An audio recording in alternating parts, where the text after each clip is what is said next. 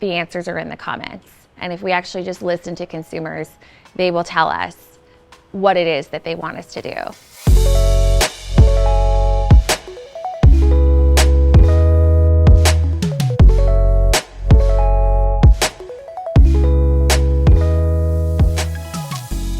Hi, I'm Monica. I'm in my hometown of Toronto, Canada, which incidentally doubles up as the headquarters for Knix.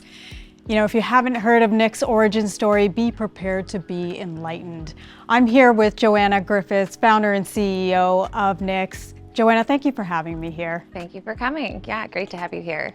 Tell me about Knix, the brand. Knix is an intimate apparel company, but really our mission is to empower people to be unapologetically free. And the way that we think about that is, how do we create functional yet great products that are designed for real bodies, real lives? How do we always be forward-leaning with our messaging to break down taboos, to make people feel seen, welcome, and included? And how do we think about the impact that we can have, not only within the intimate apparel landscape, but also more broadly within media and retail? What would you say are some of the values that Knix promotes? I'd say that we promote really making sure that we are constantly celebrating people for who they are. We value innovation, so how do you think differently about what it is that you're bringing to market, the role that products can play? And we value, you know, being bold and breaking down taboos. I think that a lot of the reason why so many of us have felt the way that we have in the past, whether it's about our bodies or gender or expectations or aging, is because there's been so many topics that have just been off limits. How do we take those underlying themes and topics and really use this growing platform and brand to kind of tackle them head on? You've done a fantastic job building this community amongst your consumer group. How do you stay relevant with that community? I think you have to listen. I mean, I always joke that the answers are in the comments. I think that it is very, very easy to overcomplicate every single part of business. But we are very fortunate that we live in an era where consumers tell us every single day what it is that they want. It's not always nice. It's not always polite. You know, it can have a little spiciness to it at times, but it's really kind of getting everyone on board with the idea that the answers are in the comments. And if we actually just listen to consumers, they will tell us what it is that they want us to do. What can the customer expect to see in terms of the in-store experience when they walk through the door? I mean, honestly, one of my favorite things about starting Knix was getting to reimagine what a retail experience could look like for intimates. So it's one of kind of the funniest parts of the fashion and apparel retail landscape. So really, really wanted to think about how do we create an experience where everyone feels welcome. And so we do that through the subtleties of like arches and curves and murals that are drawn on the walls. And then really thinking about what does that fitting room experience look like when you're shopping for something as, you know, intimate as a bra or a pair of underwear. You have to make sure that you're creating an experience where the customer feels very welcome. And so have really put a lot of time and energy into thinking about what that looks like. Let's shift towards you. So Knix and yourself have received several accolades over the years, the most recent being EY Entrepreneur of the Year. What is it like being an entrepreneur? I think that being an entrepreneur is one of the most challenging and yet gratifying experiences that you can have as a human. Challenging insofar as if things are going right, when we've been so fortunate, Knix, to have them go right a lot of the time.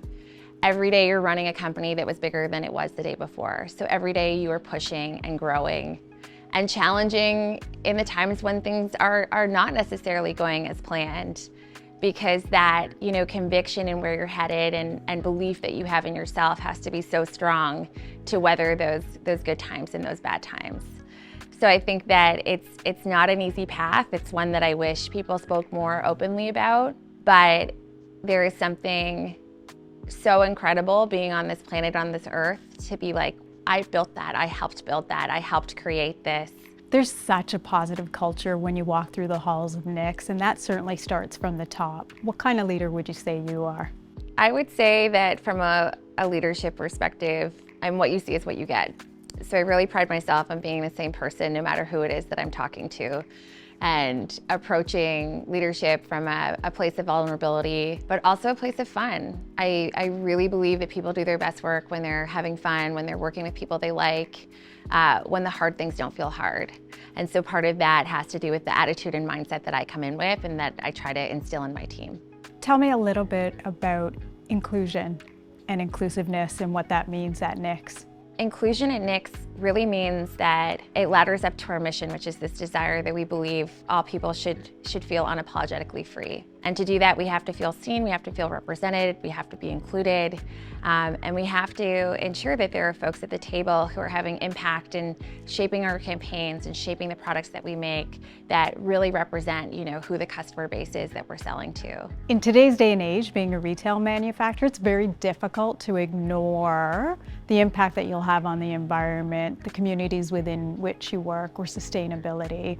Tell me about Knix's sustainability strategy. Knix is very similar to most retailers at this point, where it's progress over perfection. So the work is never done. How do we constantly move the dial and move the needle to do better? There's sustainability features built into our root product and category, which helps eliminate the need for disposable products. And so that from an impact standpoint is already pretty huge. But then when we think about sustainability, it's how do you think about every step of the journey? How do you offset shipments that you're doing? How do you ensure that packaging is recyclable? How do we think about each step and then do the best that we can at every single one? So how do you balance that strategy with profitable growth? So I think when you have a plan, you can always work towards those things. The only way that you can charge more for a product is if it offers superior technology and innovation. So we're always working on those things. And if there's a lot of brand trust and loyalty with a brand. And that comes back to those non-selling things that we do at Knix and we give so much time and energy to. Because in the absence of that, the consumer doesn't want to pay more. And you're really living in this world of, what's the lowest price that you can get something for. You can't necessarily charge more for something just because you're making it the right way. Can we continuously expect to see category expansion of your SKUs, maybe adjacencies as well? I think we're playing in a lot of great categories right now that have room for growth and have room to be, behemoths in and of themselves. We started with leak-proof underwear, we make bras, we make swimwear, we make activewear, loungewear, shapewear, we have a teen product line. We've got a lot of room to play. And so never say never. If a customer is really telling us the direction they want us to head in, we will listen and respond. But honestly, we feel like we have so much potential to just go deeper in the areas that we're already in. Joanna, thank you for having me here. Everything you've done is truly inspirational. I love the mantra around inclusivity. It's truly commendable. Thank you. Knix is one of the fastest growing brands in its category. It's certainly put Canada on the map as it pertains to intimate apparel. I'm Monica Chadha. I will see you next time.